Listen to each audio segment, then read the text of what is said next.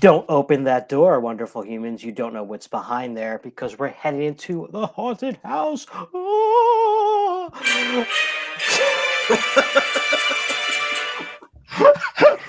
I couldn't wait. I was so Oh excited. my word. Welcome to Board Game Dads. My name is Anthony, My name is Eric. I'm Chris. and we are here to talk to you about board games with haunted houses or some kind of building at least involved. We'll stretch it slightly for some of our picks, but that's the theme of today.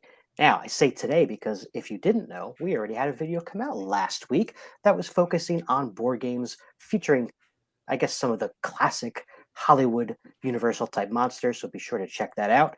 But today's theme is all about those creepy, creepy houses that nobody wants to go to. Eric, I Yes. heard that you have a tidbit of information for us about the history of the haunted house as an attraction. I have a very little bit of information. I'll take it. So, the haunted houses as like an attraction became popular during the Great Depression as a way to like keep the kids from either getting into trouble or eating too much candy. I'm not really sure. I wasn't alive back then. But it was Ah, like a kind of a fun thing, like, oh, let's distract them, keep them, throw them over here, and then eventually it started making money, and then it changed, and now today's haunted houses are just like super extreme. It's just like blood and gore yeah, to the max, like trying to give people a heart attack. Not that they want that to happen, but like it's tough to scare people in something that's clearly fake.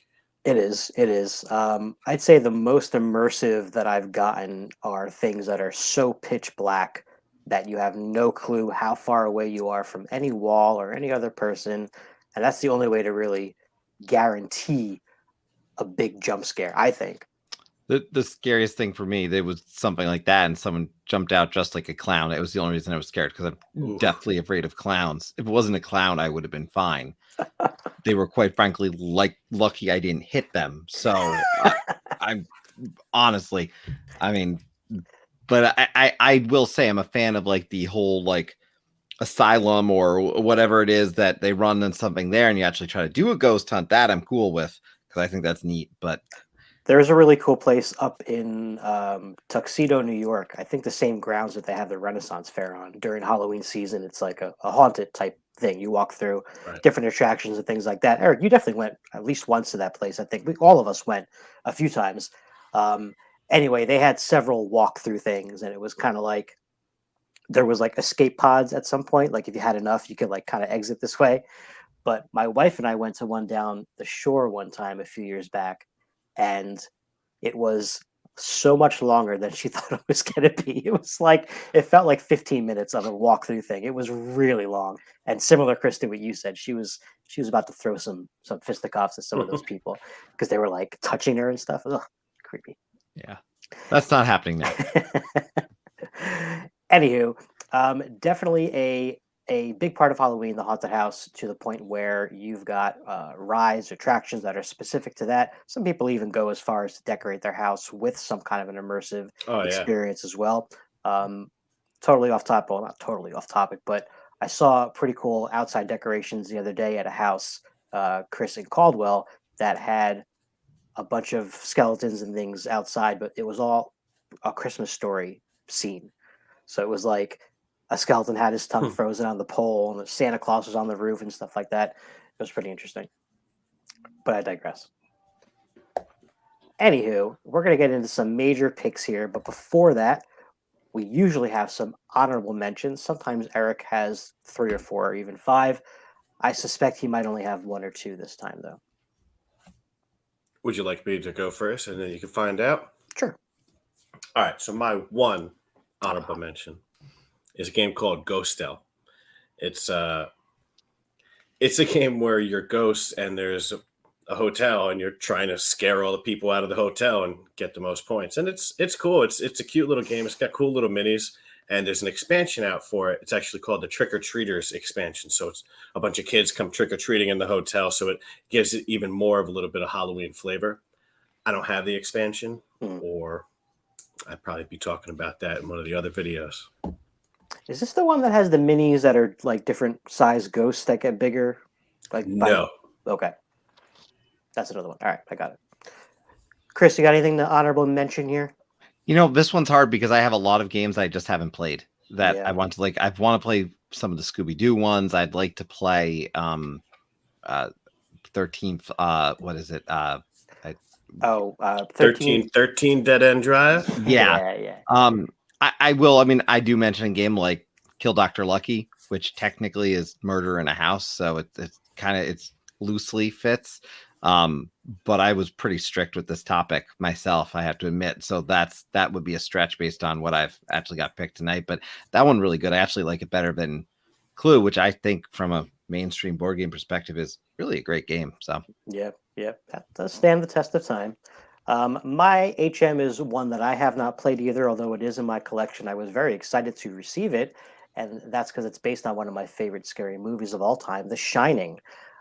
This one has not gotten played yet because it's a minimum of 3 players, which can be a little bit of a hurdle these days, but I think it'll get there. So for now, it's an HM. Perhaps next year it'll be a full-on discussion topic. Who knows?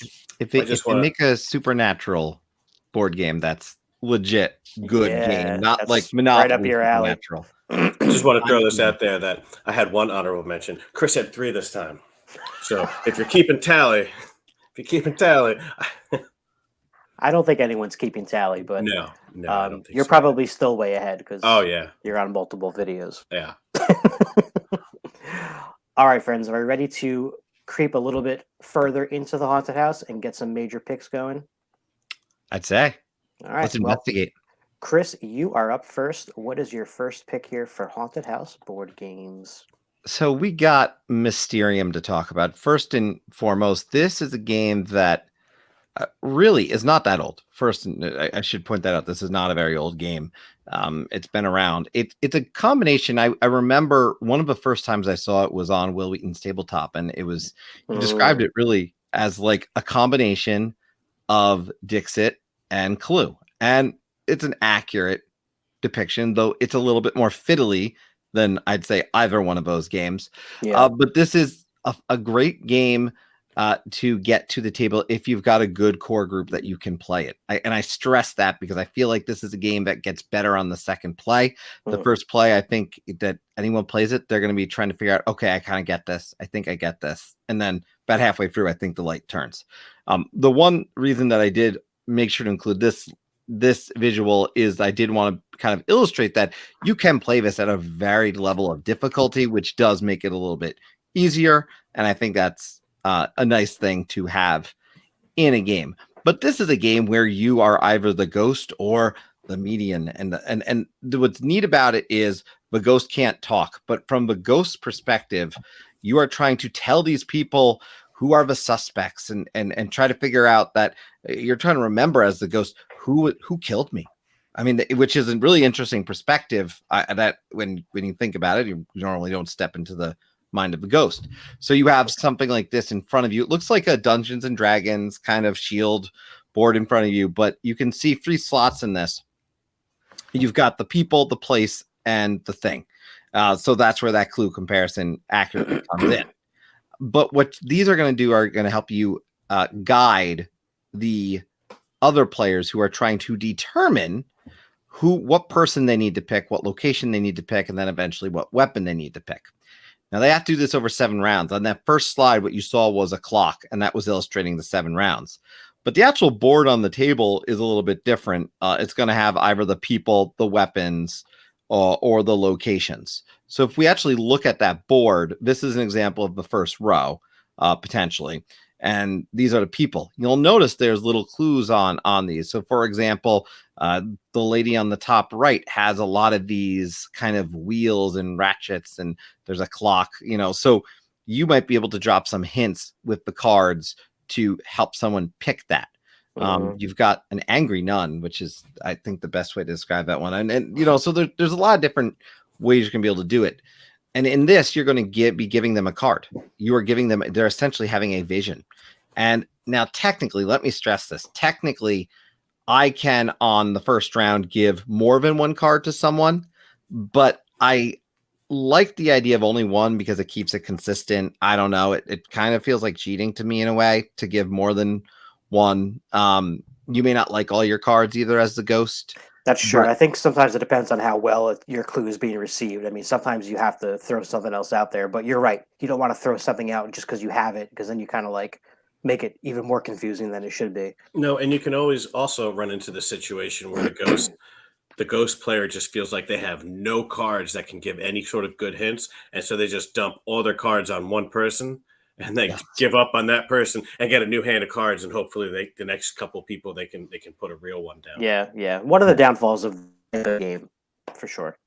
Yeah, it's a fun experience. I mean, and keep in mind, as you're guessing this, there's one piece, I don't have a visual of it necessarily in here, but what you can do is you're also able to say, no, I don't agree that you're that person or that it's that location. You're able to do that. You only get 3 of these, or it depends on the game. But that will help you move up this chart. And the farther you go up this, the more information you're going to get at the end of the game. Because if you get through, everyone gets through all 3 rounds, and you all got to do this. You all have to get this accomplished, obviously.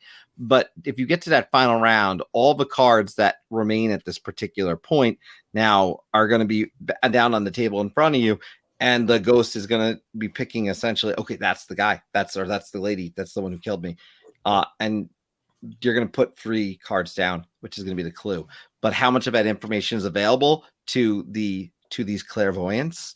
Well, that is going to be based on how well they did on that clairvoyance track. So it is a fun game. It is a great experience. I describe this as a game that, again, you kind of, I think it plays better if either people know how to play already. So sometimes it's a second play.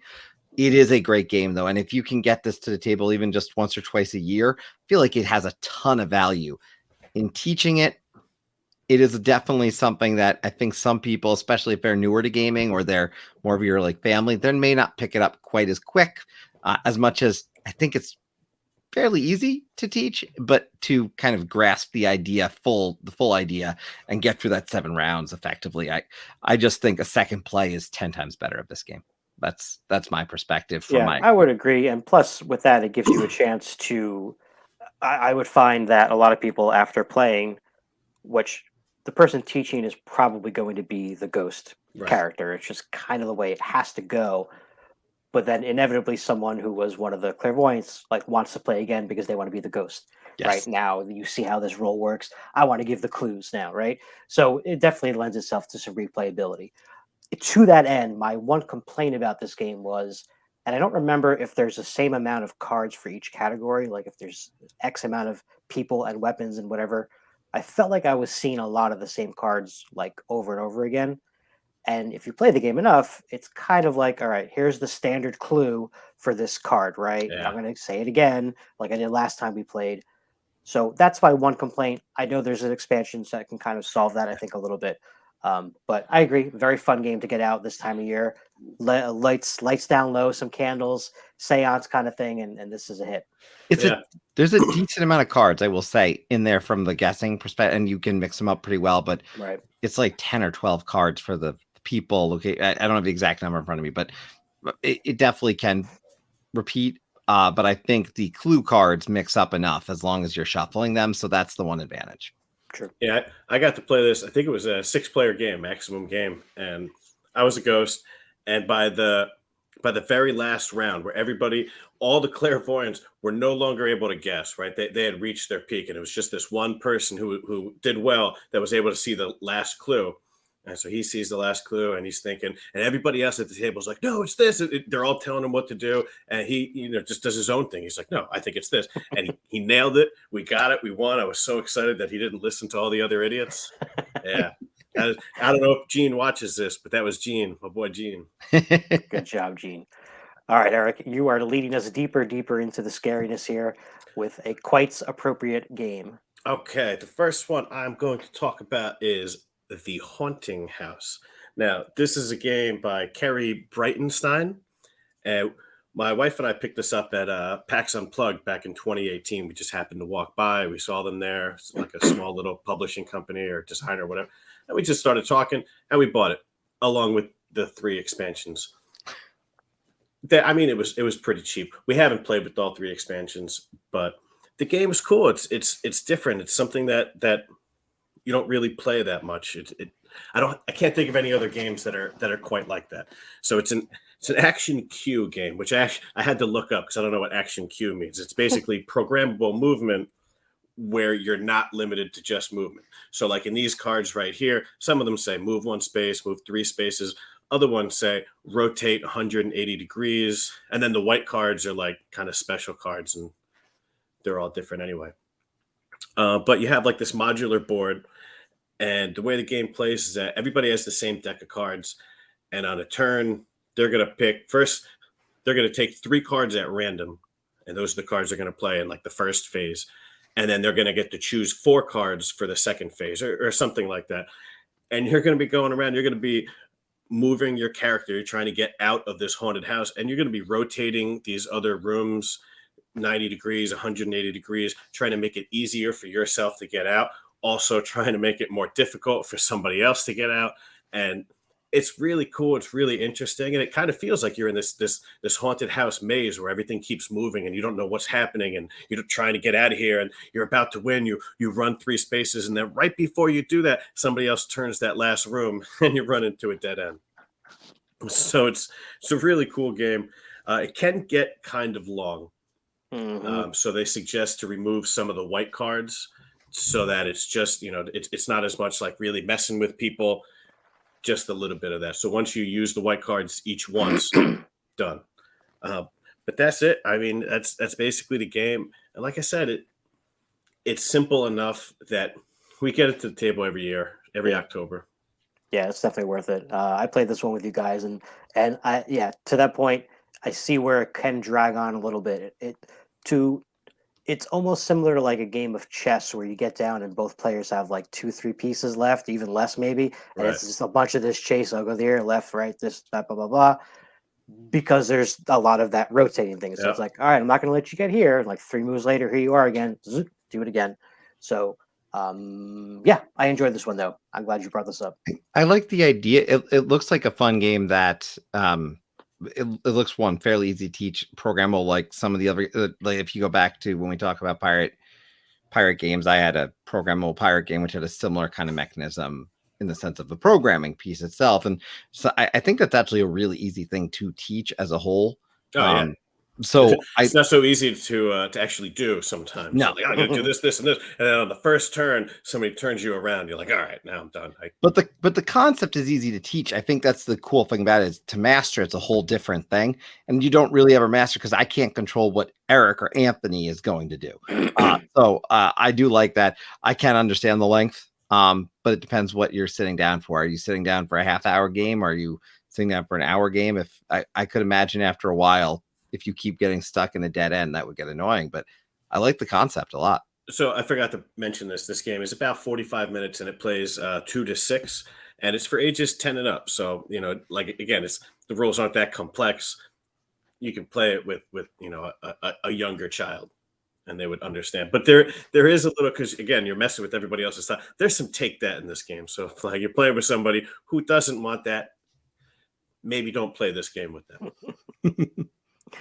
All right, my first pick is also a very easy game to teach, and that's because it is, well, essentially a roll and move game, and that is Ghost Fightin' Treasure Hunters, which is a reskin, I believe, of a Ghostbusters type game that had a similar theme. But this one is basically you're playing as these children, these child paranormal investigators that are heading into this haunted house specifically to get treasure, and it's co-op. So easy to teach because of that. Everyone's working together, right? So there's not a lot of secrets here. And you're basically going to move around this haunted house. It has also, like Chris mentioned, kind of a Clue type looking board for sure. Like this overhead view is very reminiscent of Clue. And basically you're going to move around this house, try to pick up these jewels in a particular order if you're playing the advanced version of the game. There's a family version. I think it doesn't matter. In the advanced version, which we typically play, these jewels are numbered 1 through maybe 9, right? 8 or 9. And you have to get them out of the house in order. Problem is, there's a bunch of ghosts that are going to be stopping you from doing this stuff. And you can fend them off with some lucky dice rolls.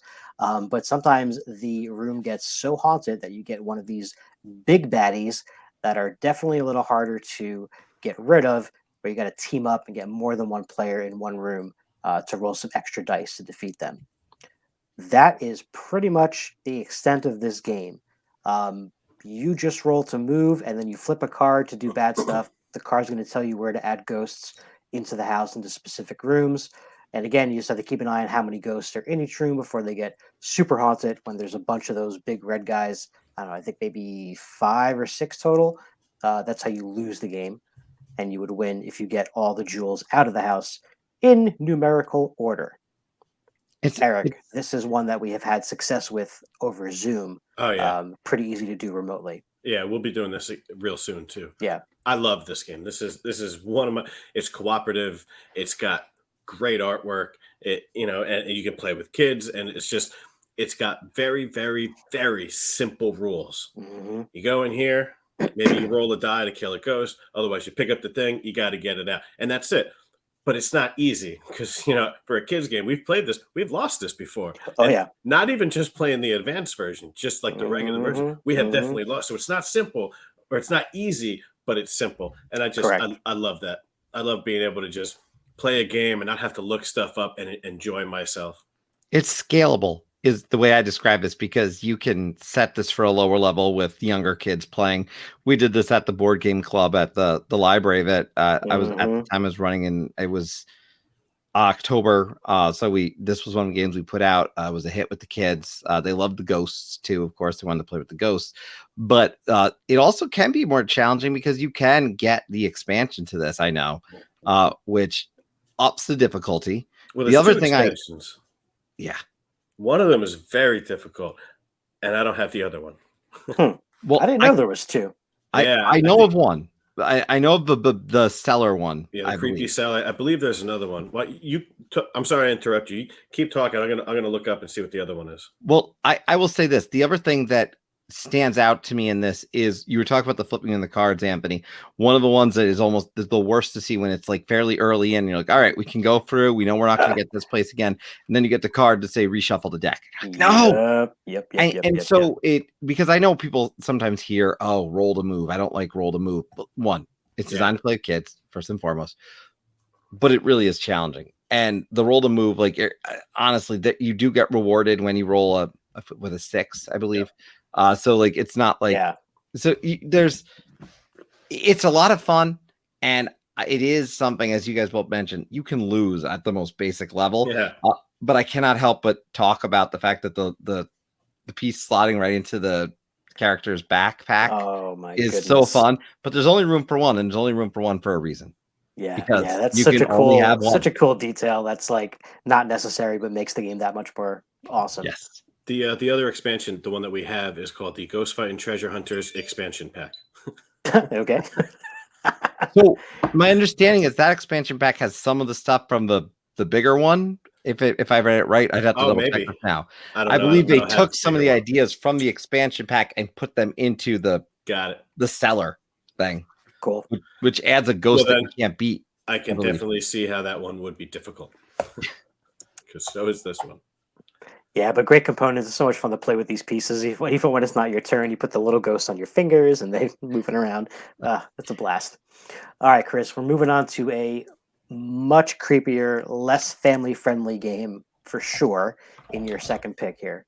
Yeah, and this is one, I believe it or not, it came out, I believe, in 2004. This is Betrayal at the House on the Hill. This is a game that some people look, I'll just get it right out there. Some people say this game can be a little fiddly at the end. It's maybe a little uneven based on how the game ends. But here's the thing about this game. I describe this game as an experience. And when you get a good group of people around the table for this game, you can have a ton of fun. As you look, I have by the way, the pack, I should note, that has the new dice, which are, they look a little bit better. Those are real nice. Yeah, they're really beautiful dice. And then it has updated trackers for your character, which is critical for this game. You can kind of see those there. The trackers in the original box, if you buy this, it's $10 for the little add-on thing to get just buy it. The trackers are awful in the original game. They really should have just packaged them with. I don't know. Apparently, the first edition of this game had decent ones. The second edition, maybe not so much. But if you go back, I want to make sure I kind of clarify one thing. At the start of his game, you will have, and I have both. I have the expansion as well. What you have is the ground floor, the basement, and the top floor. The expansion adds the roof. So you add a little bit more haunts, etc. But that's the stack with both games of all the potential rooms. They've got doors that you can connect other ones to. Now, this is important. You cannot, with these rooms, as you go through your movements and you try to explore this haunted house, you can't create a dead end. You have to draw 2 more pieces and pick one that's going to fit. They don't allow you to create a dead end. You have to be able to expand, obviously, until you run out of cards at that point.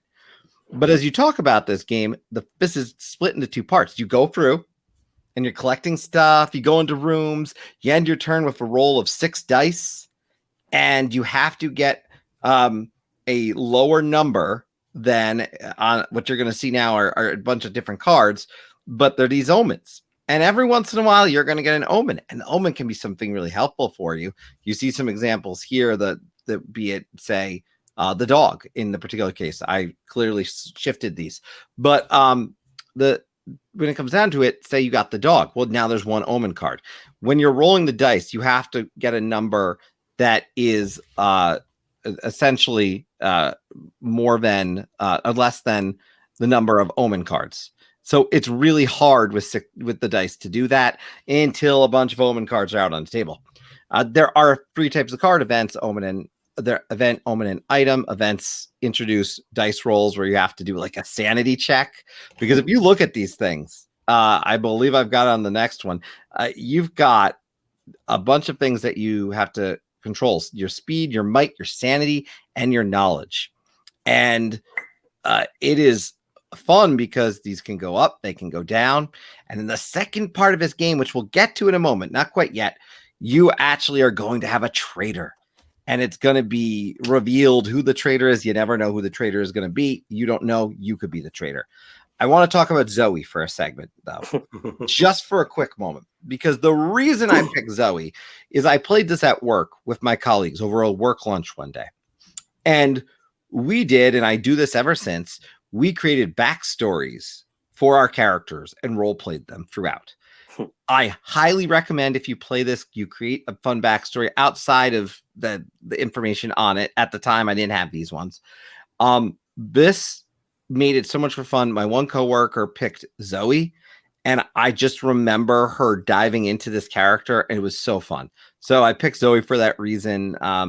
My coworker at the time just made this game really memorable. And to me, that's what this game is about. You can create incredible memories with this game. Mm-hmm.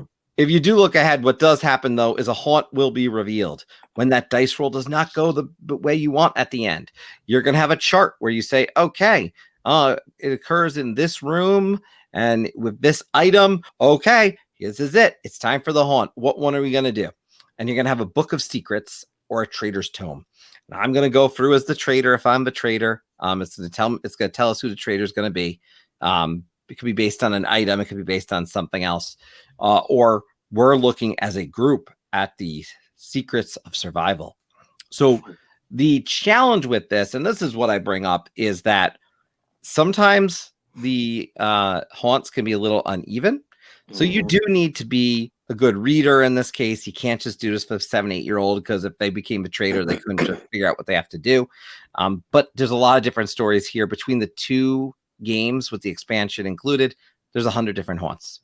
And so you're going to get some variety. Someone may be really strong and powerful, and you're all excited. Oh, man, we're doing awesome. And it's like, oh, they're the traitor.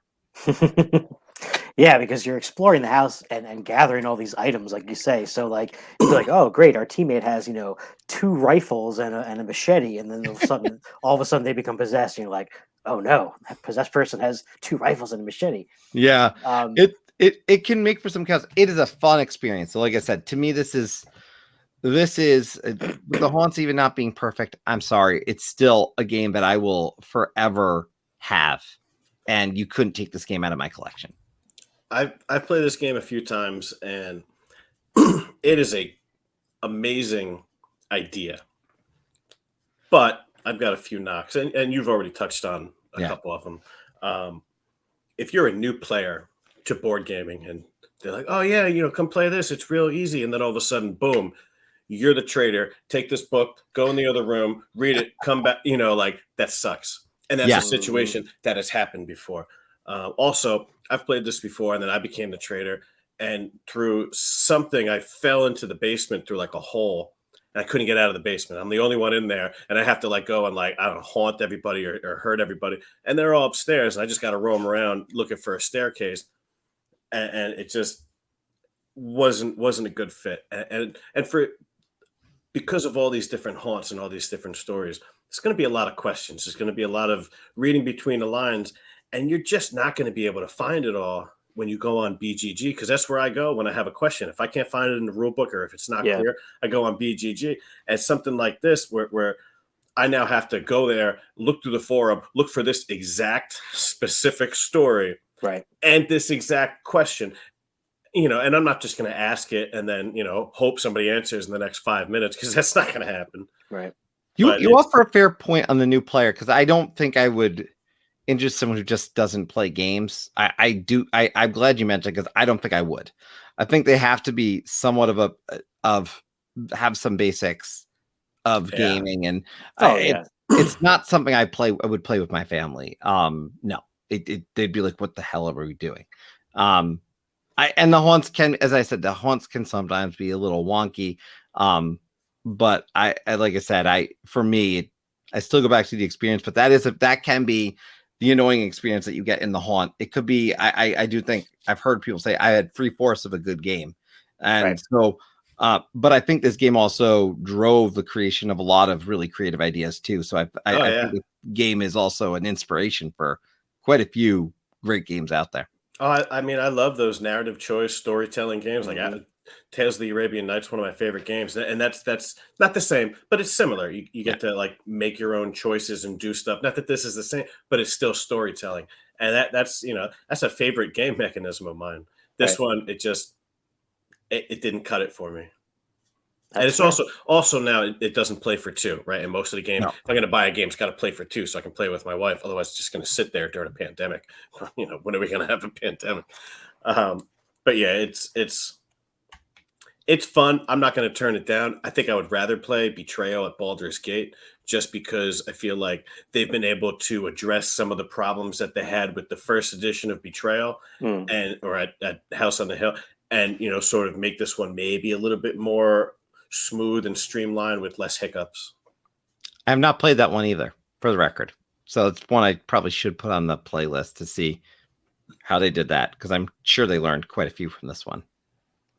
All right, Eric. Well, your second and final pick is pretty on the nose as well, and it almost sounds exactly like your first game, but it is right. not. So the first one was called The Haunting House. This one is called Haunt the House. Now, this is designed by Josh and Helena Kappel, and it's published by Kids Table Board Gaming, which, I mean, at this point, if they put out a game, I'm just going to back it or buy it, because I haven't played a game of theirs that I didn't like yet. So they're just, I'm on the wagon with them. I'm totally on board. So this is a 2 to 5 player game, plays in about 30 minutes, and it plays 8 and up. Now, this game was not designed for 2. It's fun, but it's more of a 3, 4, or 5 player game. So it's a hand management game. It's got a little bit of push your luck and a little bit of set collection. And what you're doing is you're ghosts, and you're scaring ghost hunters out of your house. So there's 4 different types of haunts. There's creaks and chills, moans, and bumps, right? Bump in the night and moaned. All the traditional types of haunting things, I guess. I don't know. If you're a ghost, this is your arsenal. Yeah, that's true. This is your arsenal. So you're going to be playing on your turn. So you get 2 actions, and there's going to be these, depending on the amount of players, there's going to be a number of different rooms, and each room is going to have a ghost hunter in it, and they're going to be afraid of something. So somebody might be afraid of 2 creaks and 3 chills or something like that. And so you're going to be putting these cards either face up or face down in those rooms. And if you put them face down, then nobody else knows what is there. And it could be, one of the ones that is supposed to go to that person, or it could not. And you're sort of like guessing, like, oh, I'm going to put this other thing here and hope somebody else thinks that it's the right one. And then they're going to say boo and on their action. And they're going to go and try to flip this over and be like, oh, yeah, I think this guy's haunted, and be wrong. So there's a little bit of that. You're either playing 2 cards down, or you're going to say, I think this room right here is completely haunted. I think that, and then you flip everything over and you find out. And other players, if they have cards on there and it's one of the matching symbols, they'll get a skull token or something like that, which are your points. And that's the game. Each time somebody gets rid of a ghost adventurer or a ghost hunter, you get a certain amount of rewards listed on a corner. And then at the end of the game, they're worth points. Now, there is an advanced version, which has this extra deck of cards that basically give you a variety of random different powers that you can use once here or something like that. But the best part about it is that in order to use this deck of cards, you got to use one of these little ghost meeples, and they just look amazing. The thing about this company, which makes me not surprised at what you described, which is a game that's fun for parents, fun for children, fun for pretty much everyone. It kind of hits a few chords. Is they make great games that strategically can be elevated to multiple levels, but are fun for pretty much everyone. And I mean, for me, this is, and having spoken with Helena, I would just gotta say, I'm not surprised. I mean, it sounds like a fun game, a game that you can get to the table with my kid, but I could take out the game group, which is, I think, not something that everyone is able to do, because not everyone has, I think, a mind for that. I do love the meeples. I want a note. Yeah. I was going to say those meeples are pretty cool. And I like that they weren't, I don't want to say lazily done, but I like that they were all different. Like they all were different. It's so easy. And you think about producing, like, oh, we need to produce X amount of this one, this one, this one, and this one. I do love that they made a bunch of different. And those 5 meeples are just for the advanced version. So if you're just playing the basic game, you're not even using the meeples. It's really just for these cards. But I love that purple one. I think the yellow one I didn't think looked that cool. I thought the other ones looked pretty cool. The yellow one kind of looks like more like a dragon or something. Yeah, I don't know. Anyway, all right, so we're coming down to the end here. I've got one final pick, which has the word haunted in the title as well. This is a Disney-specific one. This is Disney's The Haunted Mansion game. Or actually, I think it's called Disney Haunted Mansion Call of the Spirits game. There's always very long titles with that. But this is a action selection game. You have like X amount of action points that you're going to use on your turn. And basically, you're going to be moving around this board collecting different ghosts. So I had to take a picture of, well, the cover, obviously, but this one on the right is the inside of the cover box. I wanted to show this because as someone who's been on the Haunted Mansion ride at Disney, and playing this game is spot on with theme. Like, I don't know if either of you have ever been to this ride, but basically you start in this middle room where there's all these portraits around of these different people. And as the narrator is kind of telling you what's going on, the wall starts to go down a little bit, revealing more of these portraits, and then eventually revealing a bottom half of the portrait that is, contradictory to the part that you saw on top. And the fact that they have that in the box and in the game board is pretty cool.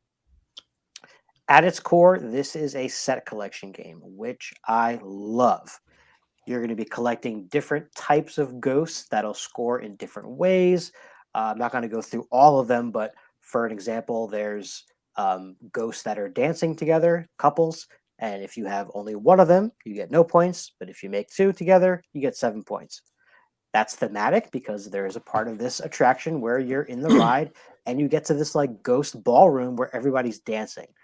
And I can't mention enough. I love this ride. As a kid, when I first went to Disney, this one stuck out so much. I could not wait to go back when I was older to go on this ride again.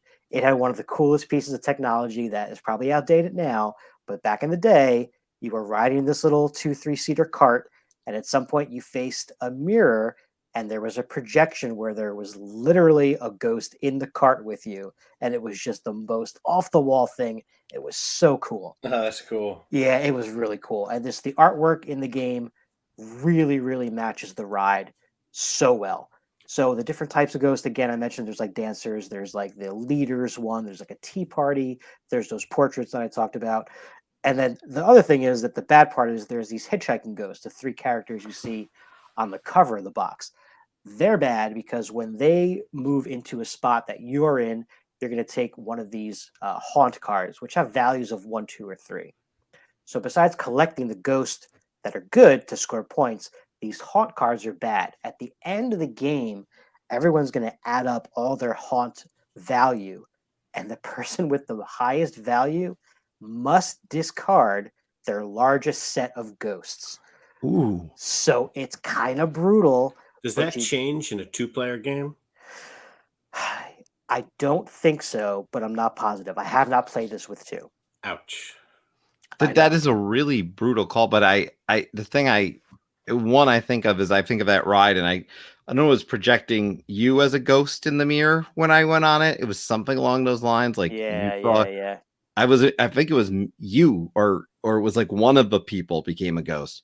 The art looks exactly like what I remember some of these visuals being. From a gameplay perspective, set collection is a blast, and I'm looking at the art on these cards. It also looks really simple to understand what you need to do, which I think is important, especially as we try to talk about, getting these games in front of kids. Definitely. And I played this game. I taught this game rather to 2 new players who hadn't played it before. Well, all right, let me rewind. I think all of us, it was our first play. But my point is that the 2 people I'm talking about specifically are new to gaming, and it was probably their first set collection type game. But the symbology was pretty simple, and once I explained how like 1 or 2 of them worked, they were able to figure out what the rest of them did. There's a couple of other cards that are not part of a set, and they'll do something different, like score X amount of points per this one color ghost that you might have, and then, like I said, you have those negative ones as well. What's cool is that on your turn, one of the actions that you can do is you can move around, but you can also rotate this middle endless hallway. So you're not actually stepping foot into the rooms, but you're rotating around and getting on sort of the outskirts of each room. And that's pretty cool because you can kind of mess with people. You can kind of sort of use it as a shortcut to get to a spot that you wanted to get to last turn and maybe you didn't. And just a lot of fun. I really, really, really enjoyed this game, and I would love to get it to the table again. But Eric, to your point, I do not know how well it would play with 2. I was looking at Board Game Geek. It says best at 4. Yeah, Board Game Geek. That's what we played. Because anything with set collection is going to be better with more people, I think, right? Because you're not all necessarily going for the same thing. Now, And would this be difficult to play over Zoom? it would. Okay. It would, because you're basically every turn you're going to put out like X amount of cards onto the board Right. to collect. So it'd be really fiddly for the other person to look Yeah. through everything. I think it'd be tough. This is Prospero Hall, though, right? This is yet another gem from them. From them and Funko. Yeah. Yeah, I gotta say, it's cool to see them. I mean, I know not every one of theirs is, say, a hit, but they have put out some just quality games, even if they're not, in my, say, top 25 or top 50 personally. They're just fun games that if someone offered to say, hey, do you want to play this?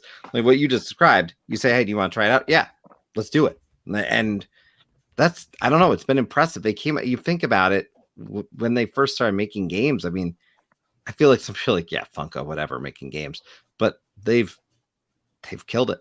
I really impressed. Yeah, this one is very easy to teach. Like I said, I taught it to new people, but if you're a gamer, you're going to get this game in a matter of minutes.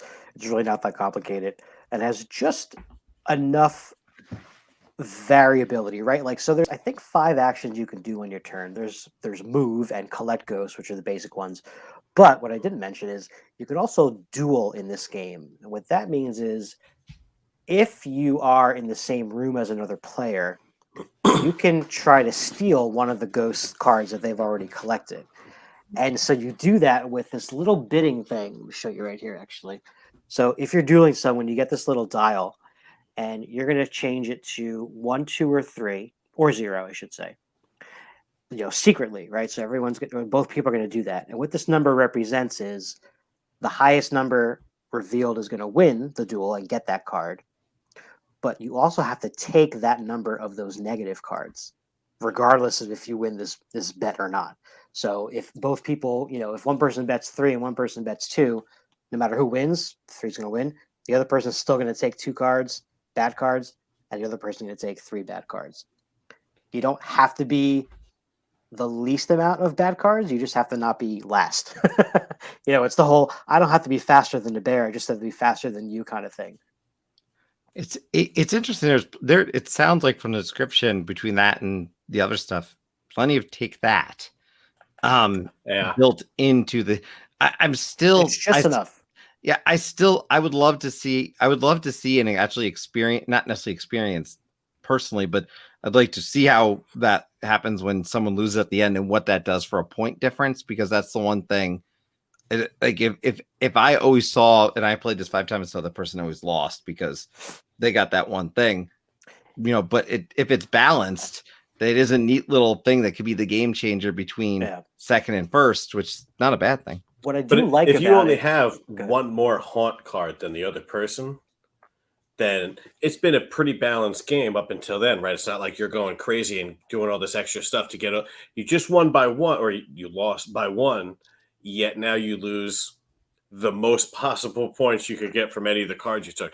That's rough. That's rough. In a 2-player game, especially. For sure. But it does force you to, which I liked, to diversify your collection a little bit, right? So that, don't, unless you know for sure you're not going to have the most of those haunt cards, try to make your sets, as even as you can. So if you do lose one, there's other ones that are kind of just as valuable, if not a little less. But I was very surprised. I was pleasantly surprised by the gameplay in this. Really liked it, and can't wait to play it again. All right, friends, we are about done with the haunted house ride. Okay, we had a few scares, we had a few jumps, we had a few laughs, but we are getting out. We see the light at the end of the tunnel. I would like to thank Chris for joining us, and Eric, of course, for all of his contributions. Please go check out Chris's channel, Tabletop Express. Chris, what have you got on the horizon coming out in the next couple weeks over there? We've got a bunch of great things happening. In particular, newer segment on the channel is On the Table. Anthony, you were able to be a part of the first one. It's just a great casual conversation about games and experiences we've had in the past month. I'm just doing one of those every single month. Nice. I have to mention this though, because it's on this channel now, and we're talking about haunted houses. We did have a Halloween themed episode, so I do want people to go check out that on the Tabletop Express. You might see some different games, and it's going to be a fun conversation. Hopefully discover some ones. It's not as specific as haunted houses. It's a little bit more general in that way, but go check it out over on I'll put that link in our description as well. Eric, anything else you would like to add before we exit the house? No. I'm going to save my happy Halloween for the final video. Okay. That's next week. Speaking of, next week is our final Halloween video, where we will be focusing on games to play on Halloween night. So these are pretty on the nose, thematic, just fun games to have out when you're done trick-or-treating or having your party or whatnot. So be sure to check that out. I did want to throw out one thing. Yeah. Since this is the haunted house episode, I watched the show Ghost Adventures. I don't know if you've ever seen that. It's one of those ghost hunting shows. And if you can get past the personality of the main character, or like the main guy in the show, because if you can get past that, it's a really cool show. You see a lot of cool stuff. And something in particular that they did a few years ago and haven't done it yet, on Halloween night, they had like a live show where they had a bunch of like cameras set up. That was amazing. I can't believe they haven't done that, but that was so cool. If anybody's doing like any of these ghost hunter shows or doing a live thing on Halloween night where they have cameras inside a previously, haunted house, check it out, because that's going to be cool.